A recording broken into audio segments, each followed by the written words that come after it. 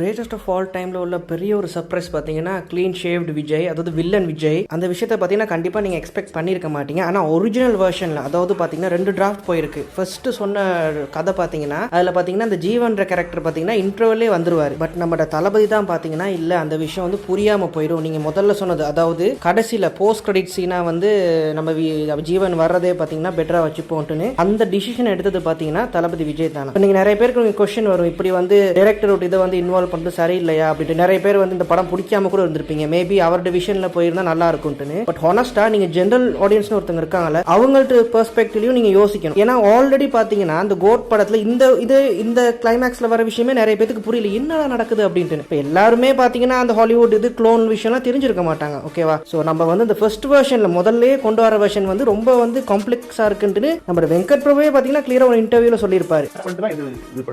முன்னாடி ஐடியா இருந்துச்சு, முன்னாடி கொண்டு வரலாங்கிற ஐடியா இருந்துச்சு. ரொம்ப கன்ஃபியூசிங்காக இருந்துச்சு எங்களுக்கு, மாதிரி வேண்டாம்னு சொல்லிட்டு. விஜய் சைடு சொல்லும்போது இன்டர்நெட் வந்து முன்னாடி சொன்ன ஐடியாவே போயிடலாம் அப்படின்னு சொல்லி அவங்க சொன்னதுனால அது ஸ்ட்ரெயிட் நரேஷனாகவே போயிடுச்சு. எந்த வித கன்ஃபியூஸ்டாகவே இல்லை.